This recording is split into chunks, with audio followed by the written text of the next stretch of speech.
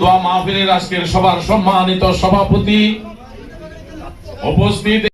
চট্টগ্রাম ওয়াসা জাতীয়তাবাদী শ্রমিক কর্মচারী দল 2307-এর উদ্যোগে সাবেক প্রধানমন্ত্রী মরহুমা বেগম খালেদা জিয়া ও মরহুম আব্দুল্লাহ আল নোমানের রুহের মাগফেরাত কামনায় 18ই রমজান রবিবার খতমে কোরআন, দোয়া ও ইফতার মাহফিলের আয়োজন করে চট্টগ্রাম নগরীর দামপাড়া ওয়াসা ভবনে।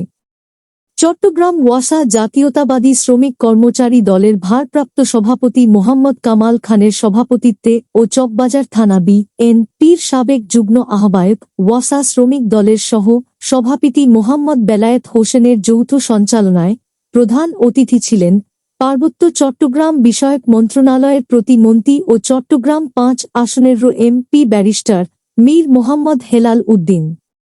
প্রধান বক্তা ছিলেন চট্টগ্রাম 9 আসনের সাংসদ আবু সুফিয়ান।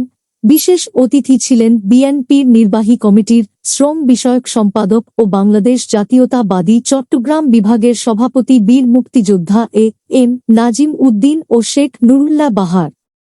চট্টগ্রাম মহানগর বি.এন.পির যুগ্ম আহ্বায়ক ইয়াসিন লিটন চৌধুরী সহ অন্যান্য নেতৃবৃন্দরা। এ সময় প্রধান অতিথি ভার্চুয়ালে যুক্ত হয়ে নেতা কর্মীদের উদ্দেশ্যে বক্তব্য রাখেন। আমি নেতৃবৃন্দকে আজকে সময় দিয়েছিলাম, কিন্তু একটি রাষ্ট্রীয় গুরুত্বপূর্ণ কাজে হঠাৎ করেই ঢাকায় চলে আসার কারণে আমি আজকে সশরীরে উপস্থিত থাকতে পারিনি। এই জন্য আমি আন্তরিকভাবে দুঃখ প্রকাশ করছি। করার কারণে ইনশাল্লাহ অচিরেই আপনাদের মাঝে সশরীরে আরেকটি যে কোনো অনুষ্ঠানে আমি উপস্থিত থেকে আজকের অনুপস্থিতিটা আমি পুষিয়ে দেওয়ার চেষ্টা করব।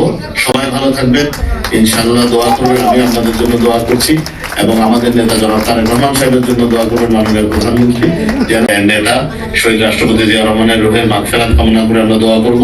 আমাদের মাতৃতুল্য নেত্রী মরহুম বেগম খালেদা জিয়ার রুহের মাগফিরাত কামনা করে আমরা দোয়া করবো এবং আমাদের জনাব তারেক রহমান সাহেব মাননীয় প্রধানমন্ত্রীর কনিষ্ঠ ভাই জনাব মরহুম আরাফাত রহমান কোকো সাহেবের এবং ওনার পরিবারের জন্য আমরা দোয়া করব।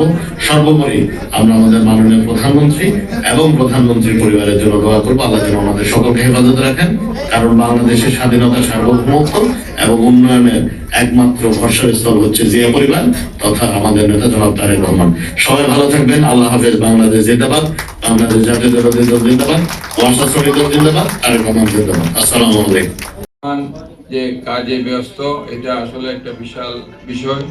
আমাদেরকে জনগণ ভোট দিয়েছে, একটা ঐতিহাসিক নির্বাচন হয়েছে 12 ফেব্রুয়ারি বাংলাদেশে। সেই ফেব্রুয়ারি নির্বাচনে জনগণ আমাদেরকে ম্যান্ডেট দিয়ে তাদের সেবার দায়িত্বটা তুলে দিয়েছে।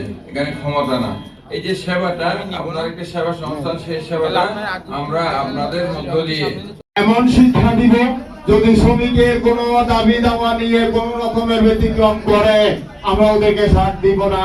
আমরা প্রস্তুত হয়ে আছি তাদের বিরুদ্ধে আমরা সংগ্রাম করার জন্য, কারণ শ্রমিকের দাবি স্বার্থে এখানে আমার কোনো ব্যক্তিগত স্বার্থ নেই। আমার সংগঠন সাদাবাজির সংগঠন না, আমার সংগঠন যাত্রাবাজের সংগঠন না, আমাদের সংগঠন শ্রমিকের সংগঠন।